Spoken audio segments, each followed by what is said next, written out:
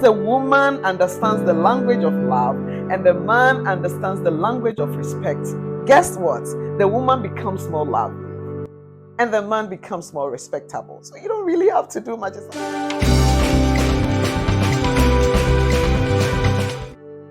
Hello everyone. If you're new here, I extend a warm welcome to you. And if you're already part of the family, welcome back. Here I talk about how to build godly families, godly relationships, godly marriages in a society that is anti-marriage. So if these are topics that you have an interest in, then stick with me. And whilst you're at it, if you don't mind subscribing or liking the video so that the YouTube algorithm will push it to others for them to be blessed as well. But let's get right into what we have for today. I want us to look at 3 keys to success in any relationship or marriage. And so if you're looking for love, if you're in a relationship, or if you have been married for 2 years, 3 years, or even 10, 20 years, then this topic, this video is for you, so don't go anywhere. So for every marriage or relationship, the average person will be looking for 3 things in that union. The first is making sure that they are thriving and they are loved and they feel accepted.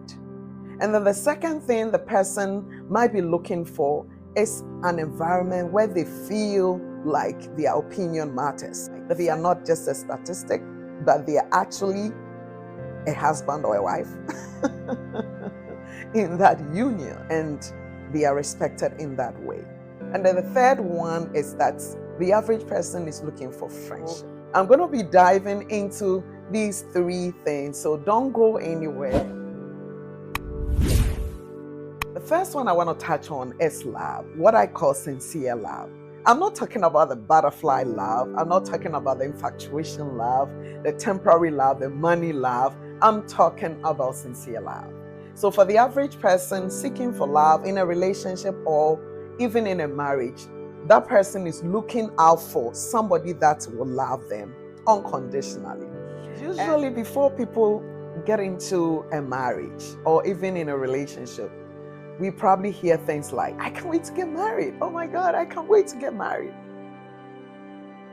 But the question is, if we say we can't wait to get married, what are we thinking in our minds? Is it that we are thinking, okay, I can't wait to get married to this man or this lady, to just shower love upon this person, to do A, B, and Z for this person, to pour into this person, or it's more of the other way around? I can't wait to be spoiled. I can't wait for the lady to cook for me. I can't wait for the man to spend on me. Is it more of what we can do for the person, or more so what the person can do for us?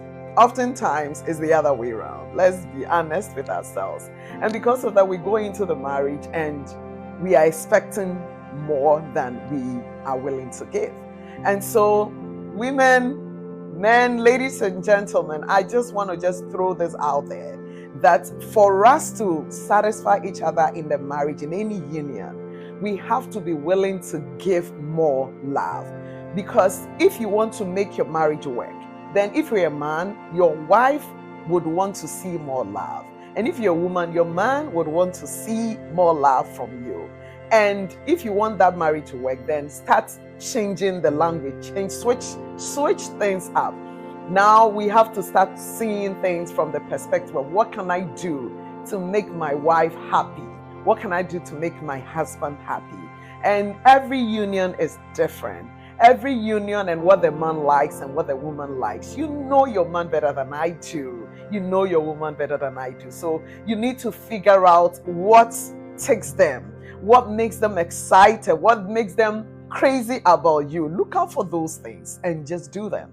Sometimes we assume that maybe buying gifts for your spouse is what will make them happy, but it could be that that's not it. It's something else that really hits their core. So look for that and then do that. The second point I want to mention is respect. And not just respect, but genuine respect. And respect that goes in both ways. You know, when we read Ephesians, it talks about how the man has to love the wife and how the woman or the wife has to respect the man. When a man pours love into his wife, the wife or the woman grows in loveliness. This is wonderful. Just think about it. When my husband is doing so many things for me, buying me flowers, buying me bags, just helping me in the home when I really need that help in spite of his busy schedule, not making me feel like this is your job, this is what you have to do, I'm the man, I can't do this and all that. It swells me up. It swells my head up. I grow in loveliness. I become lovely. And when a woman is lovely in the home, there's peace in the home. The man is happy. And the flip side of it is that when a man is also respected by his wife, then that man also becomes more respectable. And so if your wife is also showing you more respect and more respect and more respect, everything changes also for the man. So as we are pouring love into each other, and as we are pouring respect into each other, because the woman understands the language of love and the man understands the language of respect, guess what? The woman becomes more lovely and the man becomes more respectable. So you don't really have to do much. It's like automatically I'm respecting my husband and he's loving me. I think the basic principle of every marriage is love and respect. Once we are able to knock these two things off, all the others follow suit. So I mentioned the second point is genuine respect. Respecting, giving respect to each other. As a woman, giving respect to your husband. And as a man, to giving respect to your wife by loving her as Christ loved the church. And the last but not the least thing that people expect to see in a marriage or in a union is open communication. Because the average person wants to find friendship in a marriage or in a relationship, because you have found somebody that you can trust to divulge your secret tests, if there's any word like that, thing with the person. You want somebody that you can sit down and talk with, somebody you can sit down and cry with, somebody you can sit down and discuss things, your deepest fears.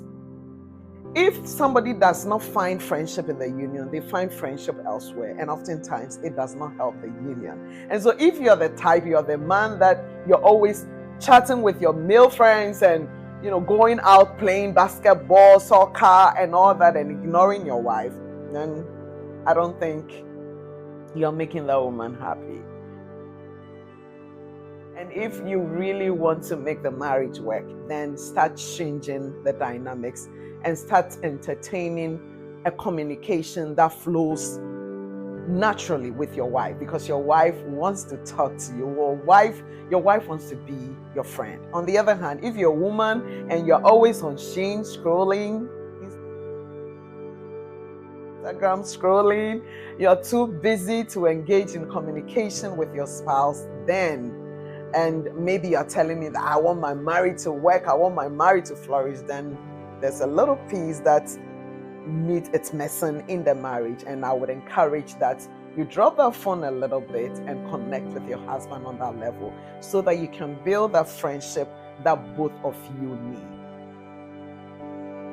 Just to emphasize, I mentioned that the three key things that you need in your marriage, number one is sincere love, genuine respect, and open communication. I pray that these three principles, if you apply them, would go a long way in making sure that you're making each other happy in your union.